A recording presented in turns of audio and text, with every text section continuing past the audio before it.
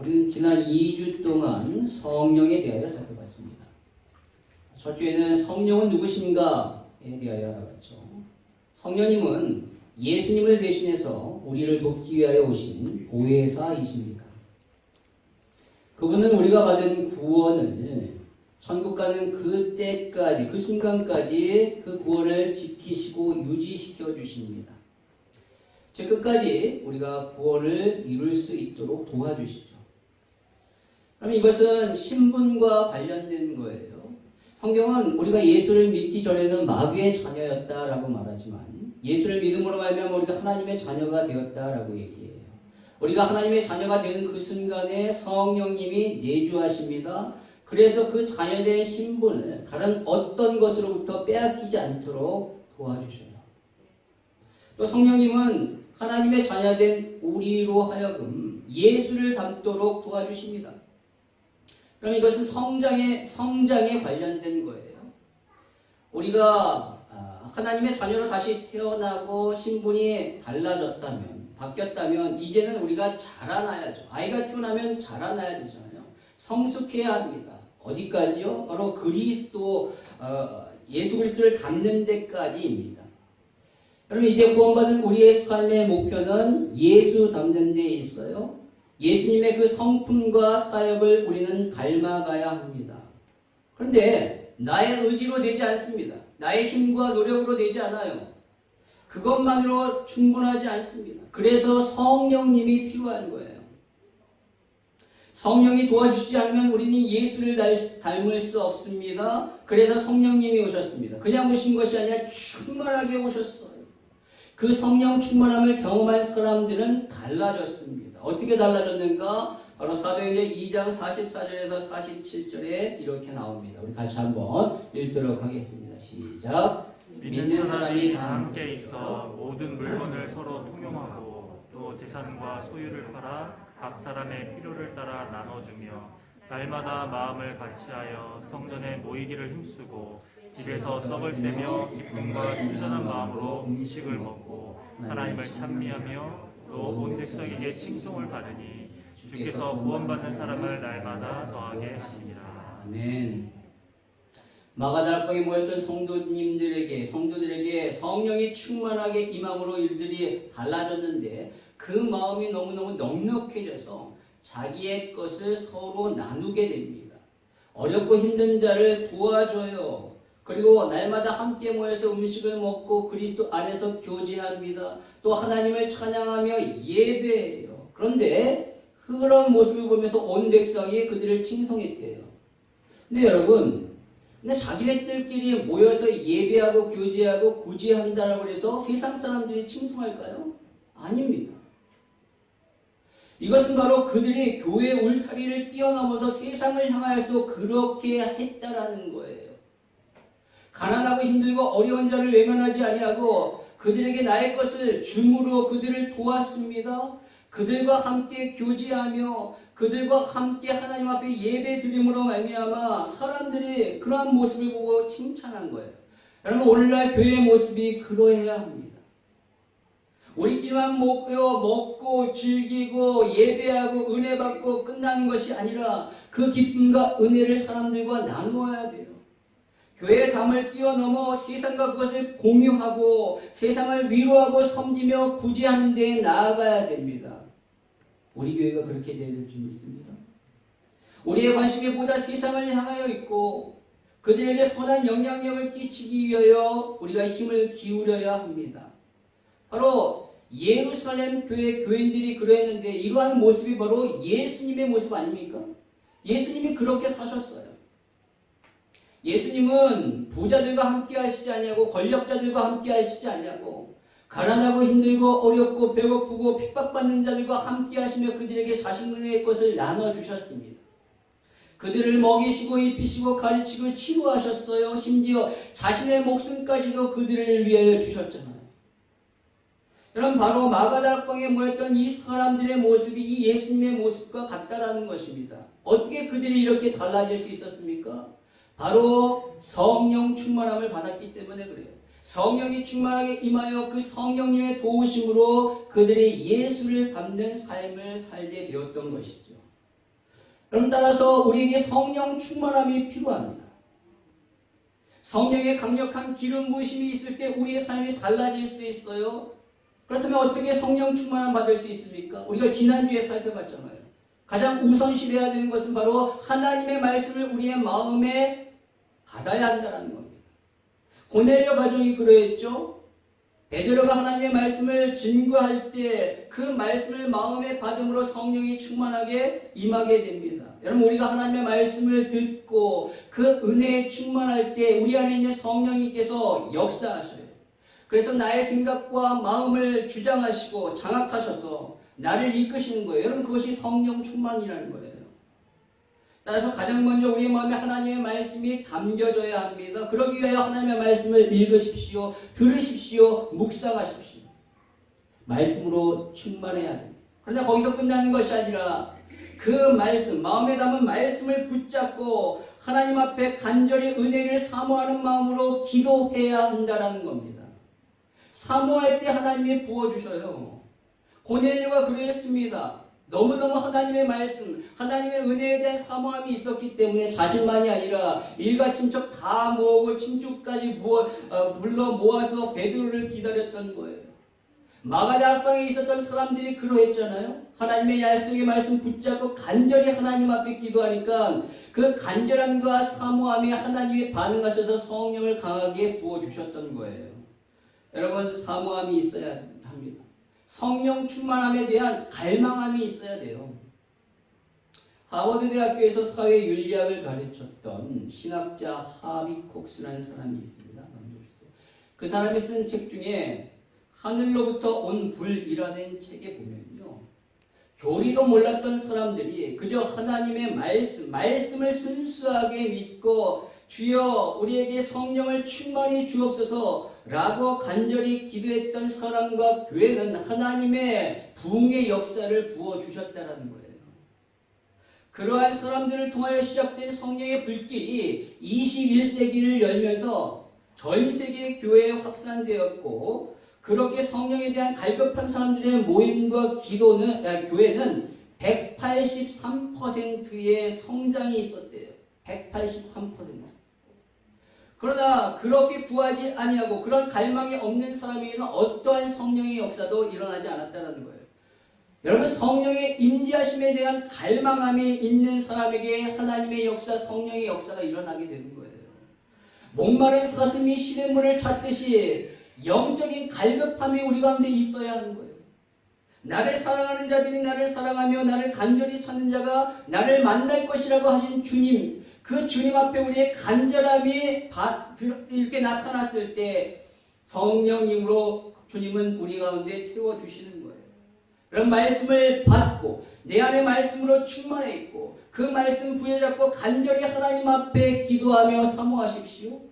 새벽을 깨어 기도하시고 시간을 정해놓고 기도하시고 밤에 하나님 앞에 기도하십시오. 기도할 때 하나님이 우리 가운데 역사하십니다. 여러분, 오늘 이렇게 성령 충만한 사람, 성령의 인도를 받은 사람은 변하게 됩니다. 물론 눈에 보이는 그런 은사가 나타나기도 해요. 오순절 마가다락방 때처럼, 그리고 고넬료 가정에서 일어날 것처럼 막 방언이 터지기도 합니다. 성령 충만하면. 그리고 각종 은사가 나타나기도 해요.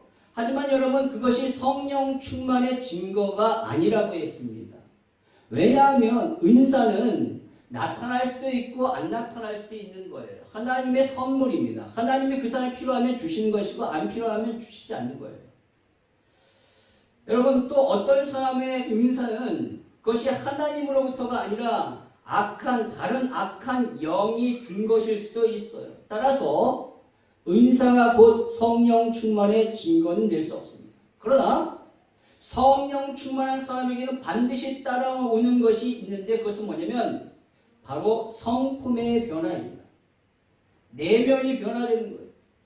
하나님의 영으로 충만해 있고 그 영의 인도함을 받으면 내 생각과 마음과 말과 행동이 달라지게 됩니다.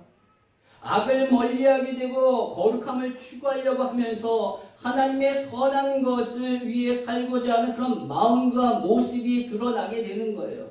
그런 것이 바로 예수 닮는 삶이죠. 바로 성령 충만의 결과는 예수 닮는 삶으로 나타납니다. 오늘 그것이 어떻게 드러난다라고 합니까? 오늘 본문에 보니까 9가지의 성품으로 나타난대요. 우리는 이것을 성령의 열매라고 합니다. 여러분, 나무가 있는데 그 나무가 무슨 나무인지 어떻게 알 수 있죠? 열매를 보면 알 수 있습니다. 그렇죠? 그 나무에 사과가 맺혀 있으면 사과나무예요. 그 나무에 배가 맺혀져 있으면 배나무입니다. 그와 마찬가지로 우리의 삶에 성령의 열매를 맺혀졌다. 성령의 열매가 맺혀졌다면 그 사람은 성령의 사람이에요. 성령 충만한 사람입니다.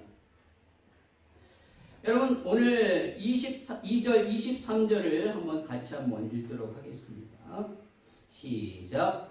오직 성령의 열매는 사랑과 희락과 화평과 오래 참음과 자비와 양성과 충성과 온유와 절제니 이 같은 것을 금지할 법이 없느니라. 그럼 여기서 자세히 보면요, 이 모든 열매는 사람들 사이에서 맺어지는 열매입니다.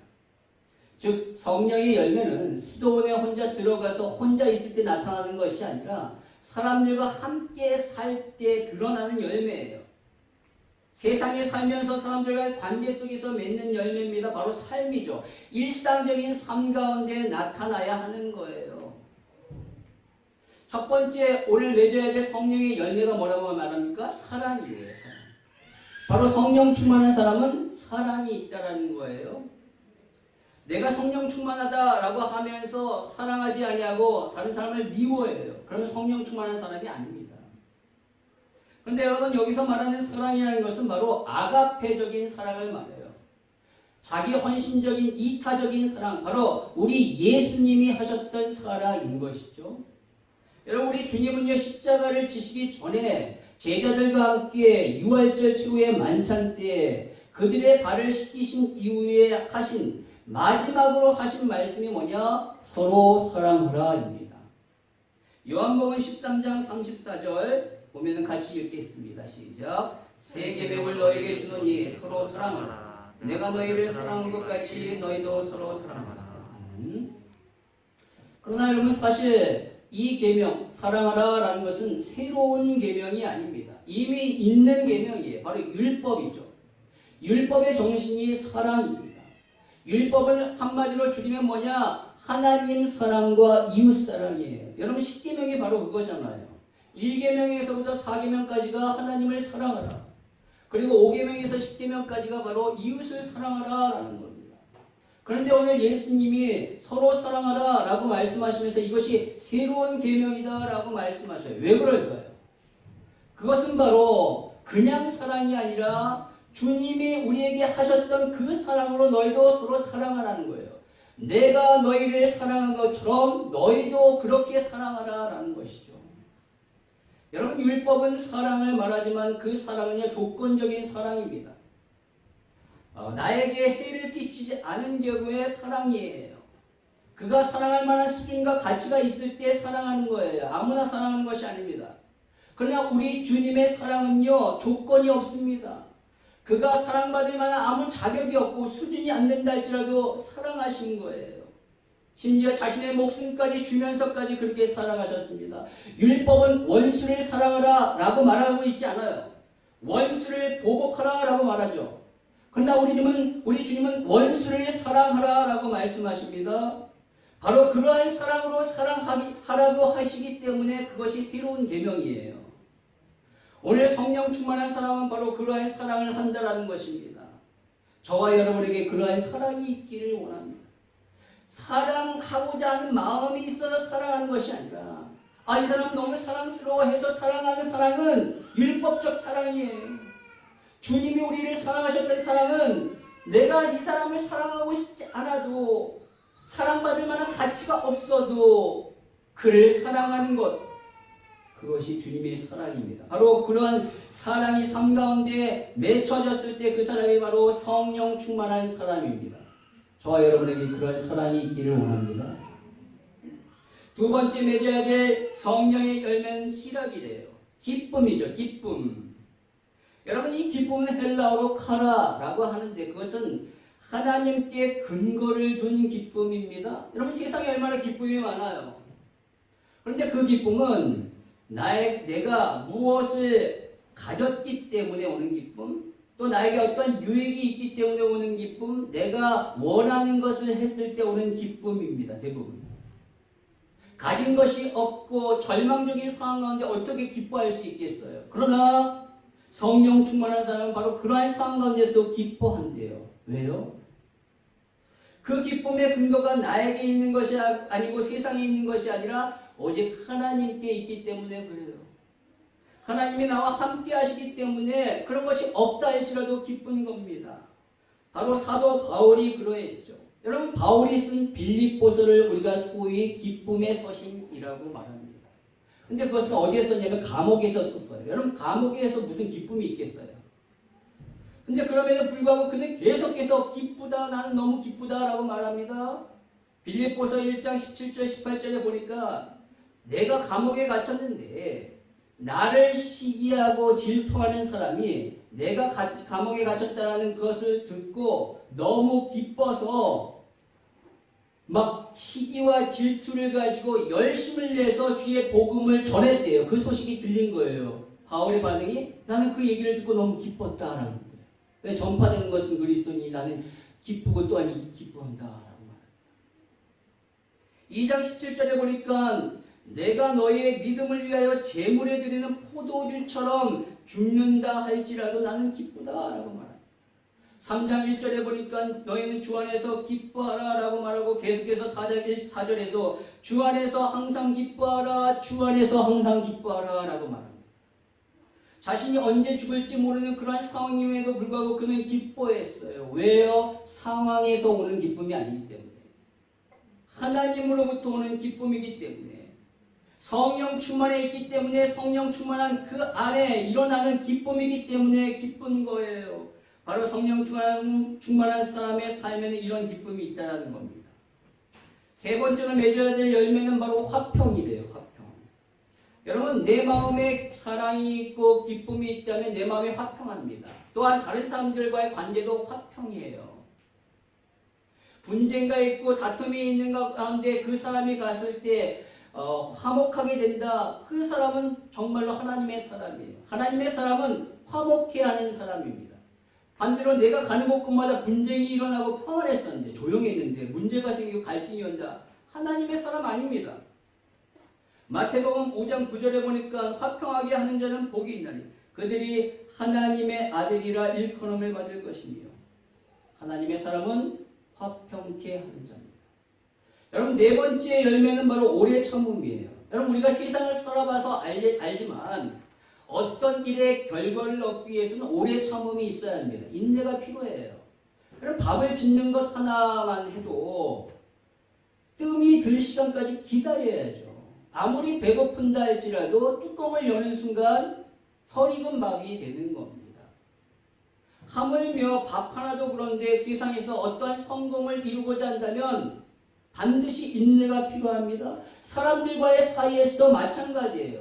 그 사람의 마음을 얻기 위해서는 내가 오래 참는 것이 필요합니다. 인내가 필요해요. 바로 성령 충만한 사람에게는 이러한 오래 참음이 있다는 거예요.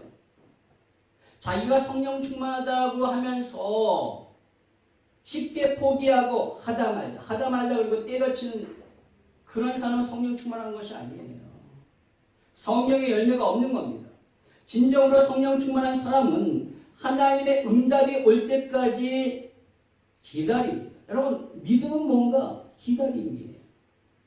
요셉은 13년을 기다렸고 아브라함은 25년을 기다렸고 노아는 약 100여 년에 가까운 시간을 기다렸습니다. 저와 여러분에게 이런 오래 참음이 있기를 원합니다.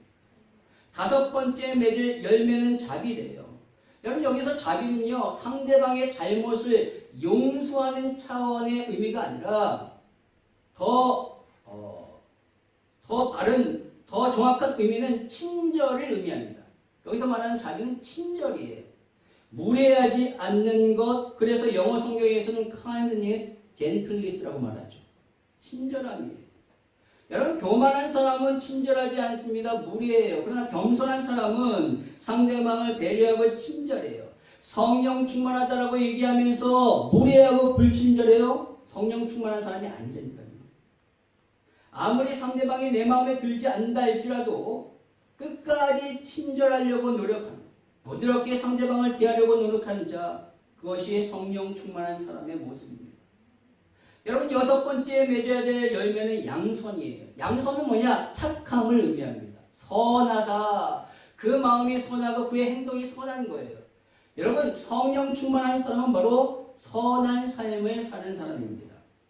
나는 은사가 대단해. 각종 은사를 가지고 있어. 너네들에게 없는 대단한 은사가 있어. 라고 얘기하면서 죄를 지어요.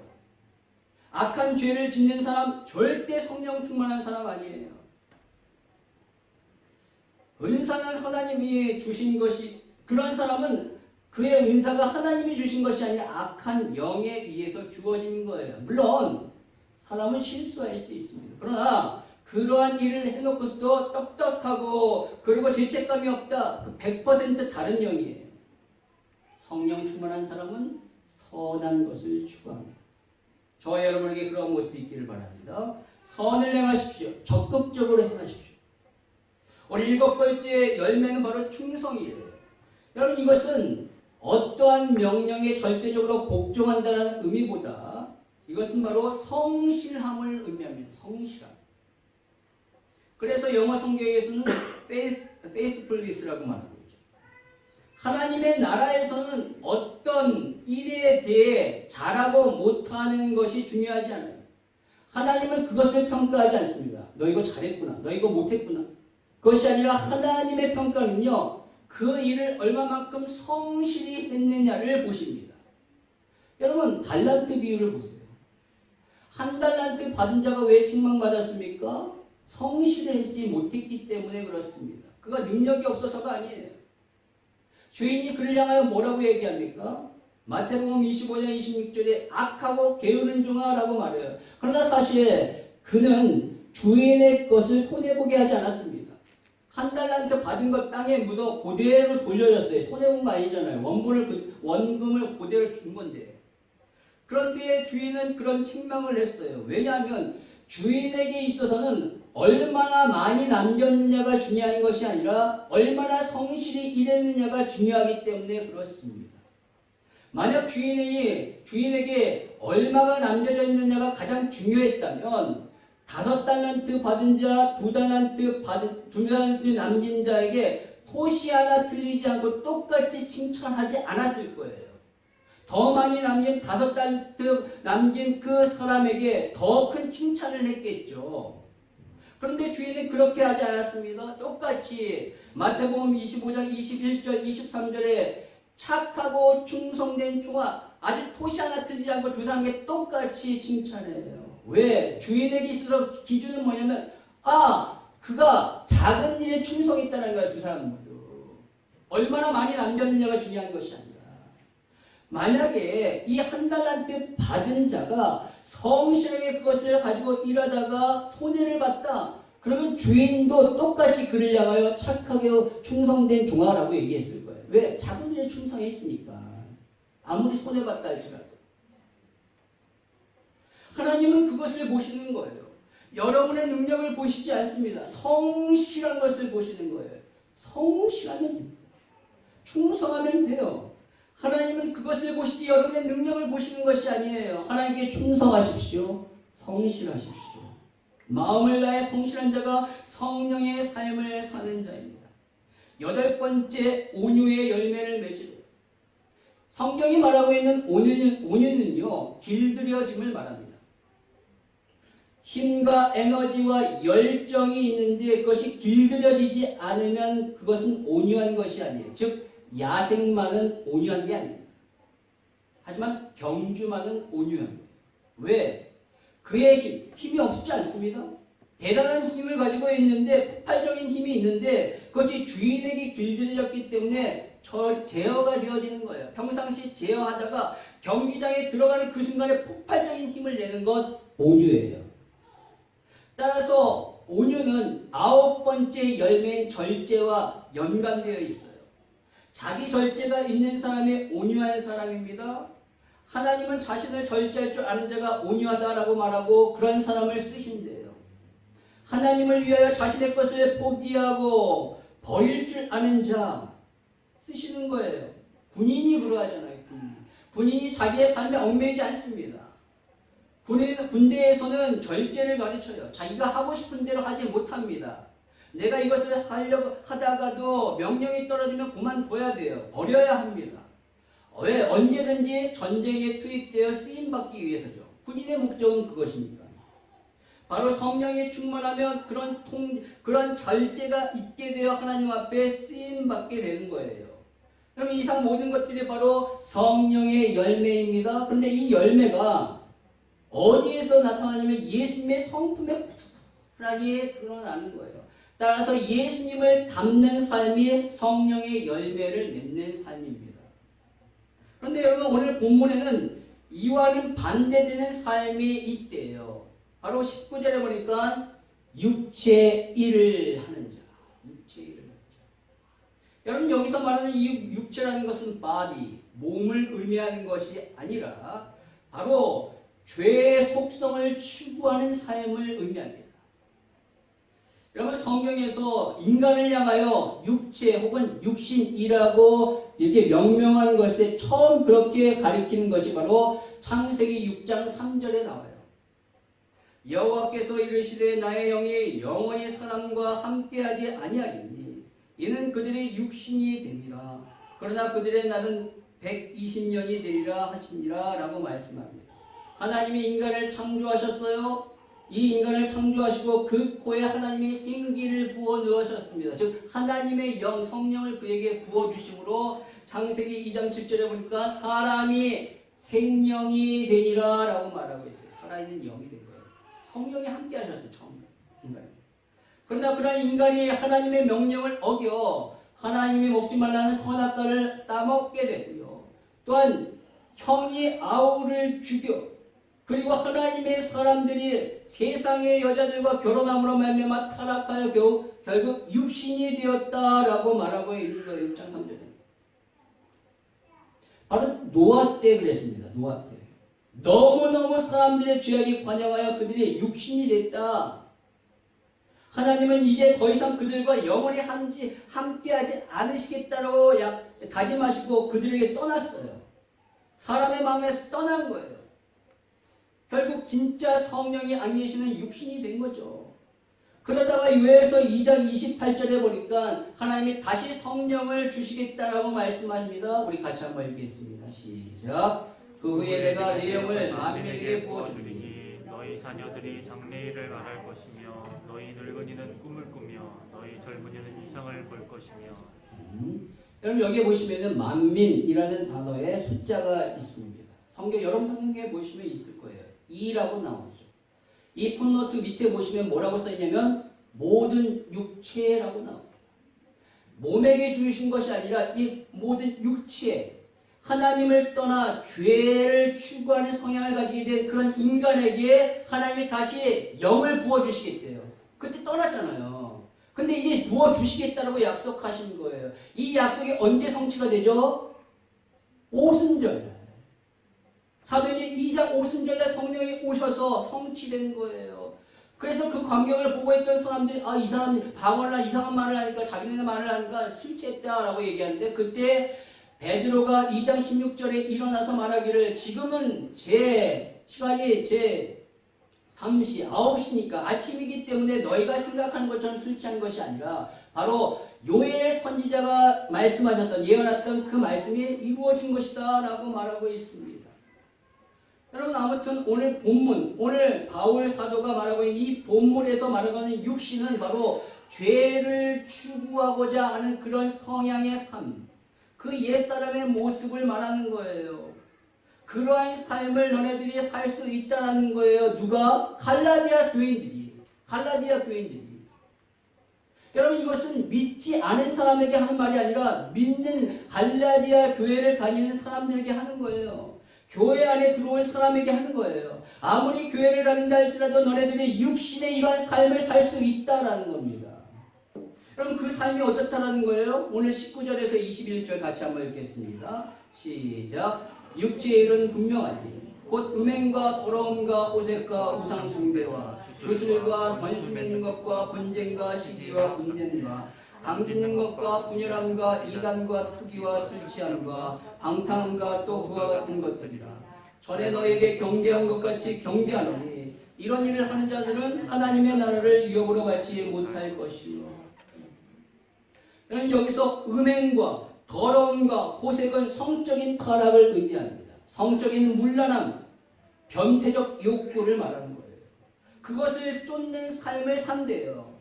그리고 우상 숭배와 주술은 하나님을 향한 영적인 타락을 의미하는 거예요.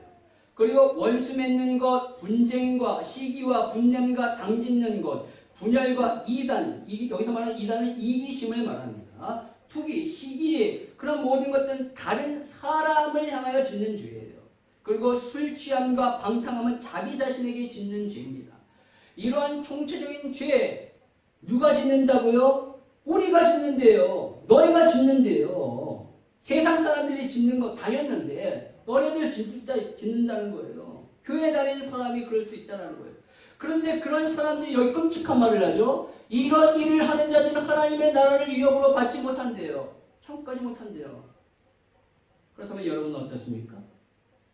여러분 하늘나라에 갈 수 있습니까? 없습니까? 오늘 여기에 나오는 이 본문에 하나라도 걸리지 않은 사람이 누가 있어요? 양심껏 보세요. 그럼 우린 다 지옥 갑니까? 제가 뭐라고 그랬죠? 여기서 말하는 육신은 죄의 속성을 추구하는 삶이에요. 그것을 하면서 아무 꺼리낌이 없이 그것을 추구하는 사람, 아무리 교회를 다닌다 할지라도 구원받은 사람이 아니에요. 그러나 그러한 모습, 나의 그러한 모습을 보면서 괴로워하고 아파하고 회개하며 돌이키려고 노력하는 사람, 구원받은 사람입니다. 사도 바울도 그것 때문에 괴로워했어요. 그 위대한 사도 바울도. 그것이 바로 로마서 7장의 얘기잖아요. 로마서 7장 21절 23절을 보면요. 그러므로 내가 한 법을 깨달았노니 곧 선을 행하기 원하는 나에게 악이 함께 있는 것이로다. 내 속사람으로는 하나님의 법을 즐거워하되 내 지체 속에서 한 다른 법이 내 마음의 법과 싸워 내 지체 속에 있는 죄의 법으로 나를 사로잡는 것을 보는도다. 내 안에 두 법이 있대요. 그 두 법이 싸운대요. 하나님의 법과 죄의 법이에요. 근데 내가 자꾸 그 죄의 법으로 인하여 죄를 짓는데 너무너무 괴롭다라고 말합니다. 어느 정도까지인가? 오라 나는 공부한 자. 누가 나를 이 사망의 몸에서 꺼내줄까? 나 죽고 싶다라는 거예요. 그런데 그가 어떻게 해결합니까? 바로 내 자신이 그리스도 안에 있다는 것을 확인해요. 그래서 법적으로 하나님의 법적으로 이제는 내가 정죄함이 없다라고 선언합니다. 로마서 8장 1절입니다. 같이 한번 읽도록 하겠습니다. 시작. 그러므로 이제 그리스도 예수 안에 있는 자에게는 결코 정죄함이 없나니. 그럼 이것이 먼저 정립돼야 돼요. 내가 그리스도 안에 있기 때문에 혹 실수하고 넘어지고 죄를 짓는다 할지라도 나는 구원받았다. 하나님의 법에서 그렇게 선언하셨다. 이 확신이 저와 여러분에게 있기를 바랍니다.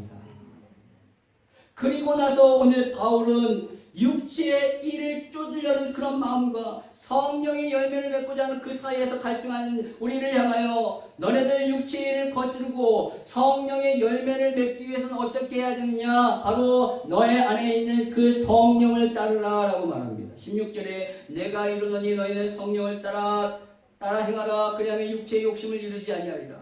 18절에 너희가 만일 성령의 인도하시는 바가 되면 율법 아래에 있지 아니하리라 라고 말씀합니다. 성령을 따라 행하래요. 성령의 인도를 받으래요. 근데 여러분 이것이 쉽습니까? 안 되잖아요. 그렇기 때문에 성령 충만함이 필요한 거예요. 성령이 충만하게 임하셔서 나의 생각과 마음을 장악하셔야 돼요. 그분이 나를 주관하실 때 내가 성령을 따라 살아갈 수 있는 거예요. 성령의 열매를 맺을 수 있습니다. 날마다 성령 충만함 받으십시오. 날마다 성령 충만함 받으셔야 돼요. 성령 충만할 때 나의 의지가 성령이 원하시는 방향에 반응을 보이는 거예요. 여러분 오늘 17절의 말씀을 쉬운 성경으로 보면 이렇게 번역하고 있습니다. 육체의 욕망은 성령을 거스르고 성령이 바라시는 것은 육체의 욕망을 거스릅니다. 이 둘은 서로 반대되는 것이므로 여러분의 욕망대로 살 수 없습니다. 우리 안에 육체의 욕망이 있고 또 성령이 바라시는 성령의 욕망이 있대요. 근데 우리의 의지가 이 육체의 소욕, 육체의 욕심에 반응을 보이고 그쪽으로 더 가면 육체의 열매를 맺는 거예요. 그런데 우리의 의지가 성령이 바라시는 것, 성령이 원하시는 것에 반응을 보이고 거기에 더 가까이 가면 성령의 열매를 맺는 거예요. 여러분, 저절로 되는 것이 아니라는 거예요. 성령의 충만함을 받았다라고 완전히 끝나는 것이 아니라 내 의지가 발동돼야 되는 거예요. 여러분, 열매는요 나무에서 맺혀진다라고 했습니다. 근데 씨를 심었다라고 해서 곧바로 열매 맺지 않습니다. 그 씨가 줄기를 타고 자라나야 돼요. 나무로 성장해야 됩니다. 그래서 나중에 열매를 맺게 되는 것이죠. 예수를 믿어 구원의 씨가 심겨졌다라고 해서 바로 성령의 열매가 맺혀지는 것이 아니에요. 자라야 합니다. 나무가 자라듯이 우리가 자라나야 돼요. 우리 영적인 성숙함이 있어야 되는 거예요. 저절로 자라지 않습니다. 노력이 필요하고 힘씀이 필요하고 애씀이 필요해요. 그렇기 때문에 과수원에 농부가 필요한 거죠. 그냥 심으면 저절로 난 다음에 농부가 무슨 필요가 있겠어요. 잘 클 수 있도록 비료를 주고 때로는 물도 주고 약도 주고 병충해를 막고 때로 바람을 막아야 합니다. 또 나무 자체도 거름을 먹어야 되고 또 물도 먹어야 되고 햇볕도 잘 받고 광합성을 해야지 잘 자라요. 그래야지 열매를 맺습니다. 성령의 열매를 맺기 위해서는 노력해야 되는 거예요. 우리의 의지를 성령이 원하는 것에 맞춰야 합니다. 더 가까이 그쪽으로 가야 돼요. 그것을 열망하고 사모하고 의지적으로 반응이 일어났을 때 성령의 열매가 맺혀집니다. 여러분, 그것이 성장이고 성숙이에요. 저와 여러분의 삶 가운데 그런 모습이 있기를 원합니다. 오늘 말씀을 통하여 여러분의 삶에 성령의 열매가 있기를 원해요. 여러분의 의지를 성령이 바라시는 것에 맞추십시오. 성령에 따라 순복하십시오. 그러기 위하여 우리에게 성령의 충만함이 필요합니다. 주여, 성령의 충만함을 부어 주옵소서. 내 마음에 충만하게 임하여 나를 장악하시고 나를 주관하여 주시옵시고 내가 의지적으로 발동하여 주의 성령의 인도하심에 따르겠습니다. 주여, 성령의 열매를 맺는 삶이 되게 하옵소서. 저와 여러분의 삶 가운데 그러한 역사가 있기를 주님의 이름으로 축원합니다.